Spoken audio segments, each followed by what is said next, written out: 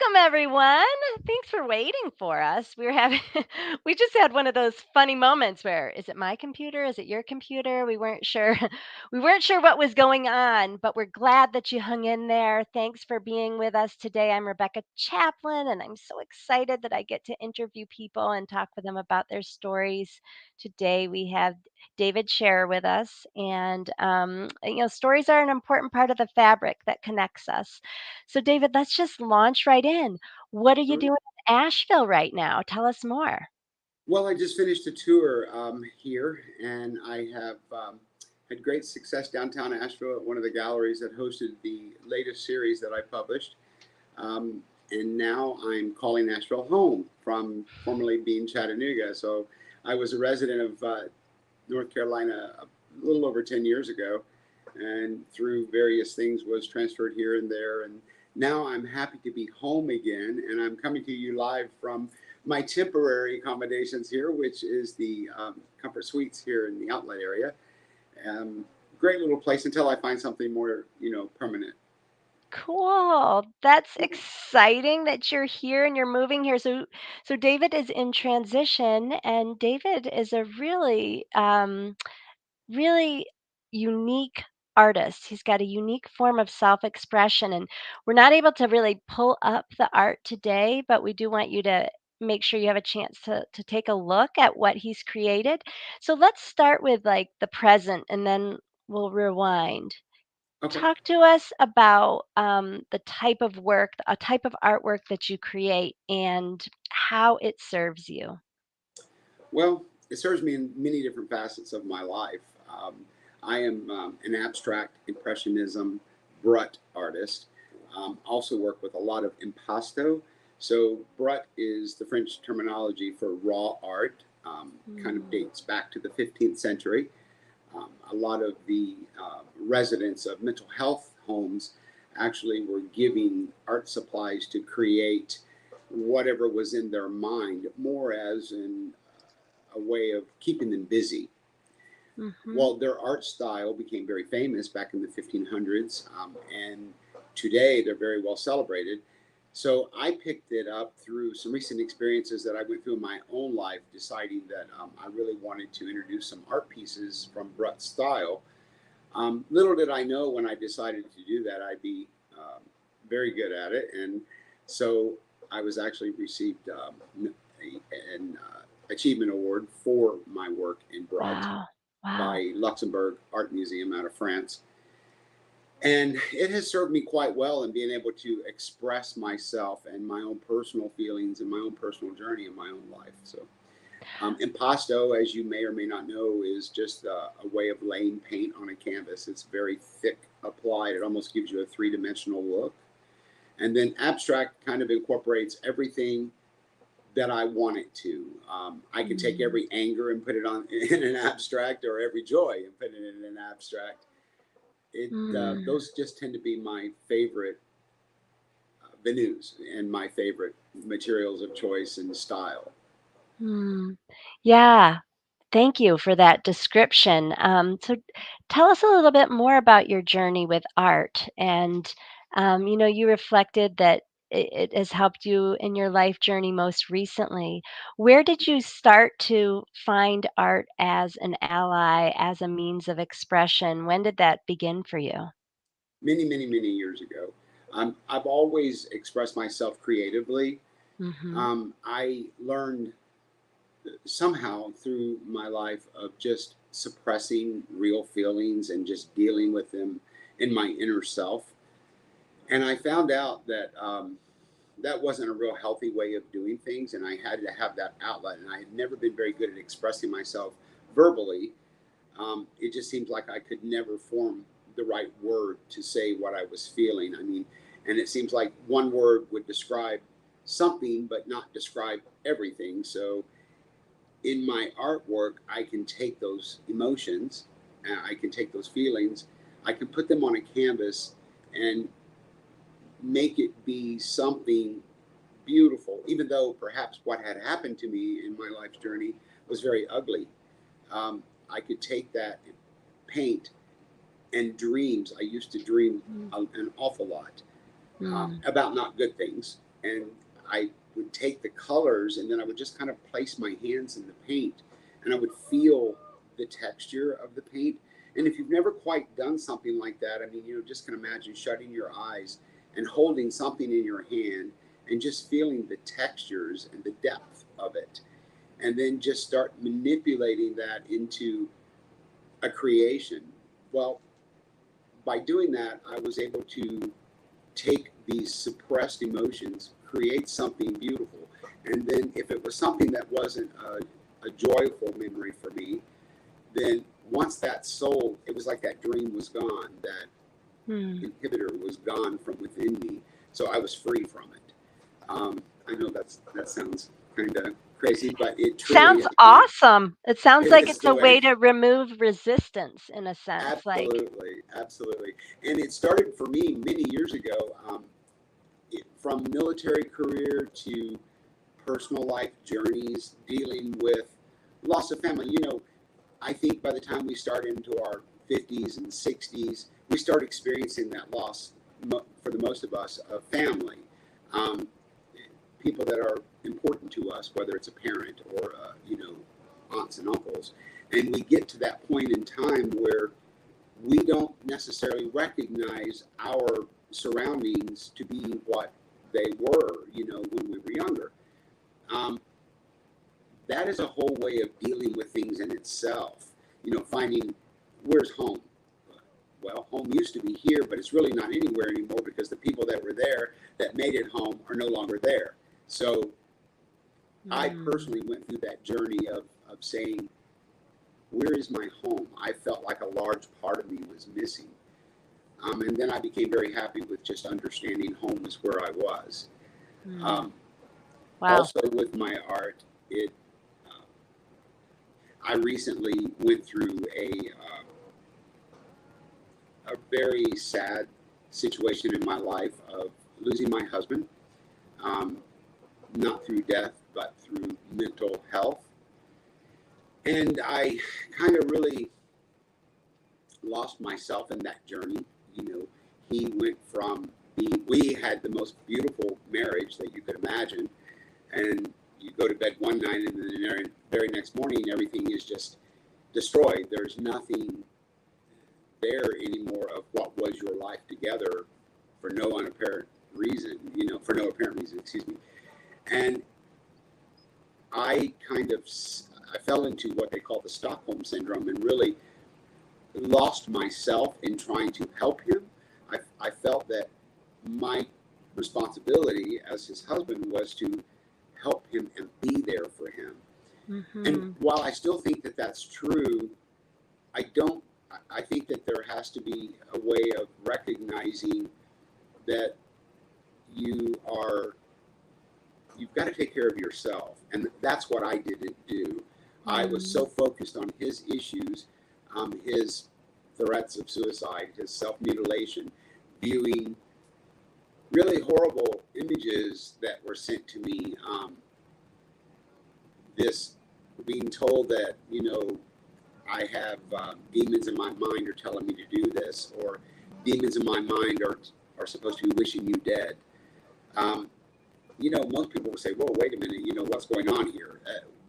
And I did do that, but then I fell in empathy for him. I was like, "How can I help you? What can I do? Can we see?" Can we seek medical therapy, psychotherapy help, or social help in some way? And there was a tremendous amount of resistance there. So once I started receiving these images, it became a lot less about our marriage and my own personal struggle that I was facing at that time. And it really became more, for me, it became more about him. And he disappeared. I didn't know where he was for a good while. So I suffered, tremendously suffered. Mhm. And it was over the course of roughly 6 months, I finally said to myself, I can't help him, and he won't help me help him. So what do I do? I'm losing myself. It got to a point where I was depressed and down. I really contemplated suicide own, you know, simply because I was so distraught. Um, Being a very strong man and being accustomed to facing challenges in life, that was something that was that very, very much humbled me. I had never um, thought Mm. about anything like that in my life, but I just felt like a complete failure. I felt like I didn't do something right, or I didn't give enough, or did I not love enough, or you know, all of these things, and I just didn't feel like I deserved to be here anymore. Um, it Mm. was, if it had not been for the help of many friends that I, and new friends here in Nashville also, I mean, there's so many I can't possibly call them all out, but they know who they are. And if it I had think not, I think you have one of them right here with you. uh, There's oh, do I? yeah. Oh, hi, Yes, Greg. do you How are see the you? little comment there by Greg? I Yeah. do. I'm really happy to hear that you have been, amidst this dark time that you are going through, that this layer of support showed up for you and you created community around you. And that's an interesting component when we were talking the other day about the interplay of light and dark and how those things weave through our lives and help to define us and make us who we are. Um, and so for so many, talking about mental health is very stigmatized, but it's a very common experience that many of us share, as well as caregiving, which you're mentioning. And oftentimes, caregivers of someone with a mental health condition might not identify as a caregiver, but losing sense of your identity is a big part of being a caregiver. And it sounds like that was, your Oh, experience. Was it it? was zero about me. It was Mm, everything about my husband. I mhm, did not care whether I ate. I mean, I went through this tremendous, you know, I don't think any divorce or separation isn't easy by far. It's mhm. all life changing. But when you throw in mental health issues on it that are there, that materialize out of nowhere from just all of a sudden you wake up with this situation in your hands one day. I don't know that all of us, unless we're professional in that, you know, career field, know how to handle that. And Right? nor do we recognize the signs of it. So it's very easy to get caught up into something that you don't know about, or even know. I mean, I made so many phone calls. Believe it or not, I called mental health hotlines. I called suicide hotlines. I called everybody trying to get help for him. It wasn't about, oh, David's suffering. I need help. You know, I need someone to help me too. It was, how do I help him? I completely lost myself. I lost who I was, what I stood for, and I got to the point where I just didn't feel deserving anymore. So through my art, I was able to journey back into the light. And the recent um, show that I completed here is all about that journey. It's all about mental health. Different titles from some of the artwork were created specifically to an experience. Into the Light was a very dark night for me when I had contemplated something and I was fighting and struggling and just trying to get into the light. So the image itself, which I know you can't bring them up, but it was about a person hiding in the dark but looking through a crack of a door, just wanting to be. Yeah. Yeah. Where can people I'm just like so in the words of your art, I can feel it Mhm. through your description. So where can people see your art if they would like to while it's showing here? It's downtown at the Blend Gallery, Cool. and there will be a second opening. Unfortunately, it was a very unfortunate opening, the first one. There was a gas leak on opening night, so the Oh, department just shut the whole show down. So we had to turn shoot. quite a few people away. We did attempt to do another opening the next day, but unfortunately, you know, it's kind of hard. Those things take a long time to plan. Yeah. Um, but I am in the process of getting ready to announce a second opening for the series. Um, and people will have the option of buying the original pieces or buying prints, limited edition serigraphs of each piece. There will be a limited edition of 50 per piece. Okay. So those will be made available also. But it will be here in Nashville. So everybody that came out for it that unfortunately got turned away, I hope you guys will all come back and enjoy Shattered the series with me and get the whole story behind it. Awesome. And it will be even more, add more depth after this interview for those who are here to watch us today. So I'm assuming they can get more information on your website about Absolutely. that. And I'd love to go back a little bit. You know, you said you've been using art as a tool, or art has been your ally for many years. Mhm. Where'd you grow up, David? What I was your grew up in childhood Florida. like? In Where? Florida. In In Florida. Florida. Actually, I was born in the Midwest, but Okay. my parents relocated me to South Florida when I was a very young child. So I call Florida home now. I went to school and graduated in West Palm Beach, went into the military at a very young age. But I called Central Florida home for 40 years, roughly. Um, had two children, raised two children there.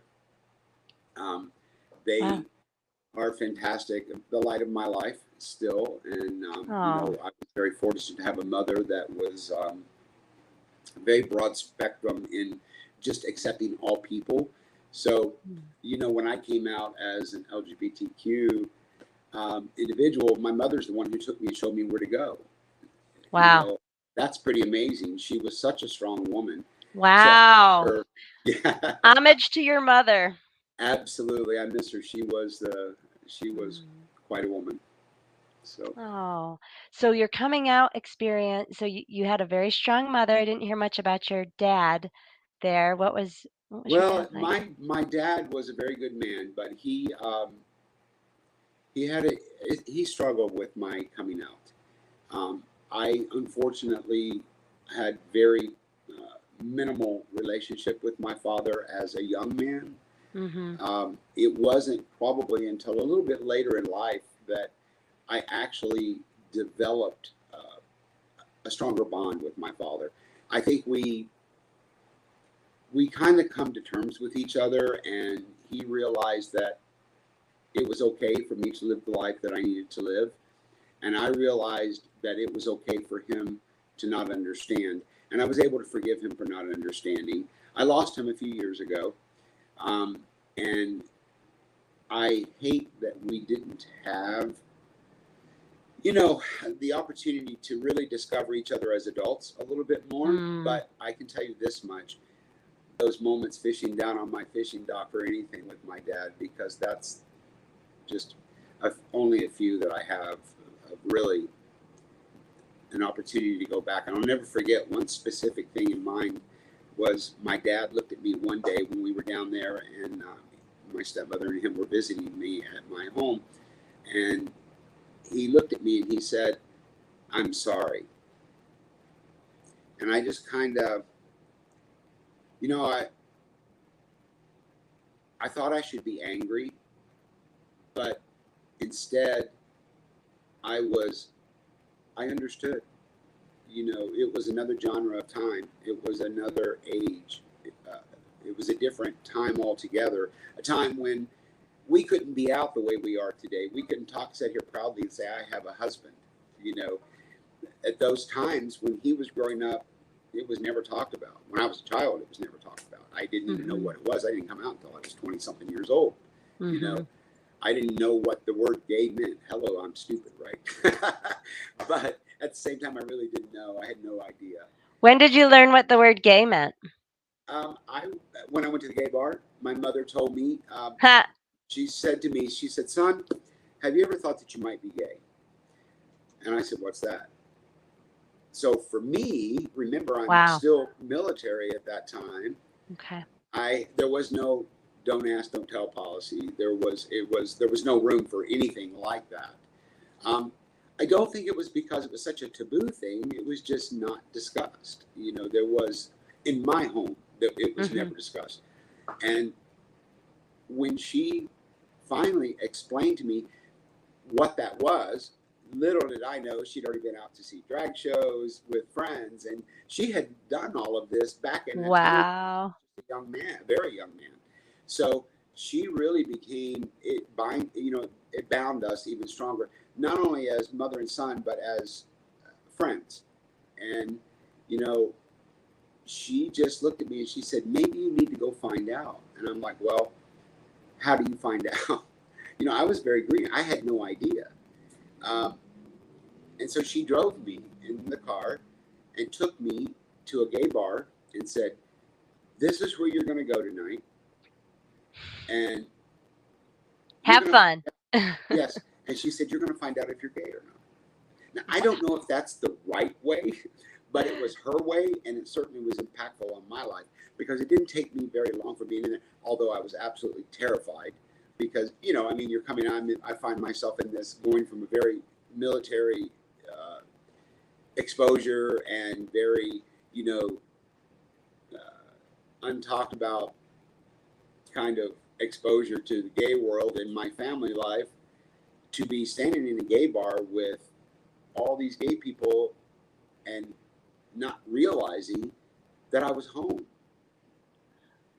What So was that like, that moment? You're out, you can go right back there in your mind. What was that I like? remember it like it was yesterday. And I just remember seeing a lot of very attractive men and Mhm. I was scared and I would get approached and I would stand there and I go, oh Lord, please don't touch me. Please don't touch me. Please don't touch me. Because it was not that I didn't Oh, really want to have that. It was, I was afraid. So I yeah. had that experience and then I left. I got in my car and I left. I was like, no, I can't. It's just too much for me. But I went back the next night. It was a Saturday night. And when I went back that second night, I said, this is what's wrong with me. I didn't know what was wrong with me. I thought everybody thought about the same sex individuals, your friends, or, you know, people, other men in my case, that I found attractive. And I could never put a word to that or a voice to that, because I didn't know what I just thought it was something everybody was exposed. I mean, I thought everybody had that. So I And heard you say, "This is what was wrong with me," and it just made me curious if you felt like there was something wrong with you.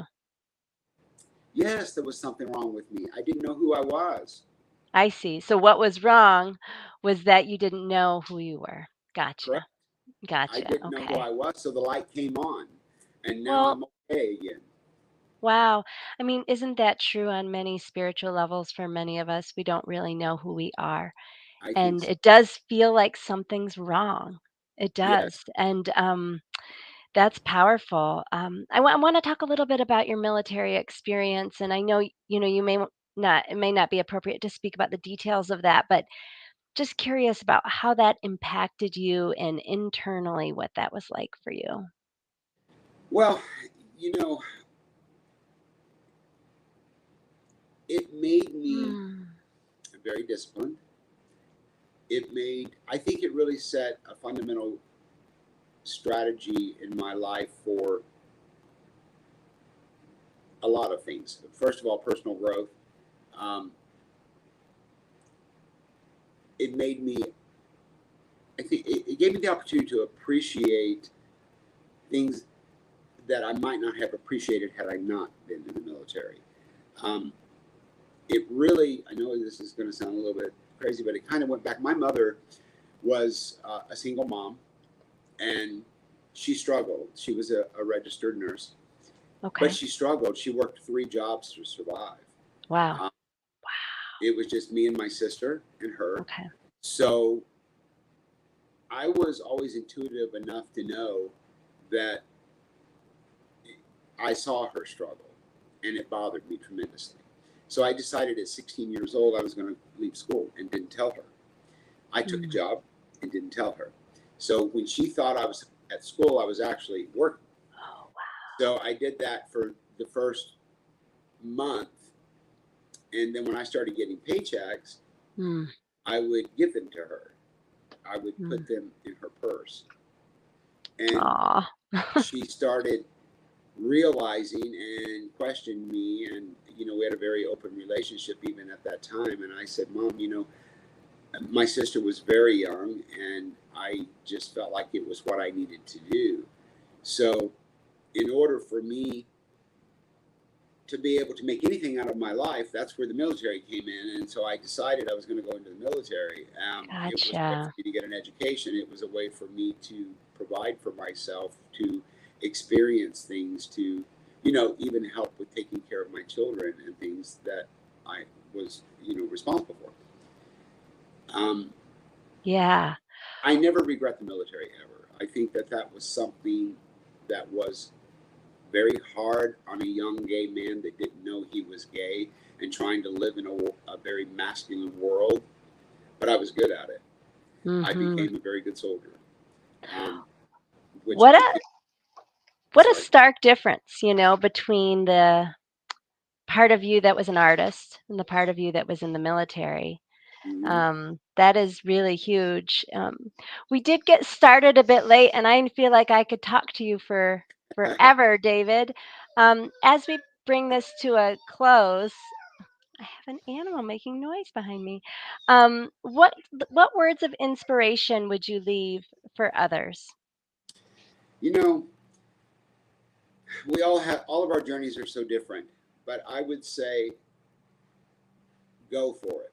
No matter what it is, no matter how limited you feel that that you are capable of achieving, try. If you don't try, you'll never know.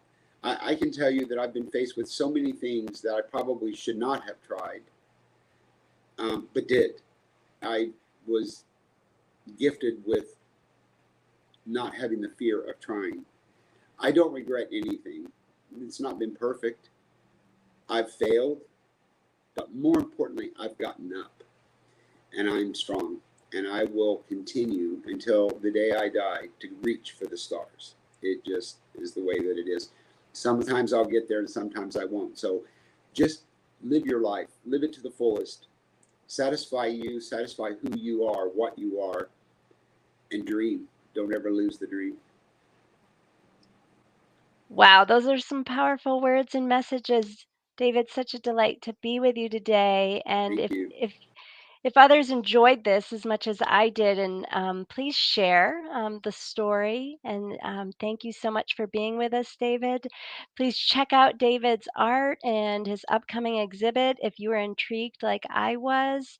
And we will hope to see you all again next month at the Rainbow Inspirations. So Thank we'll you for say having bye for now. You're me. Bye. welcome.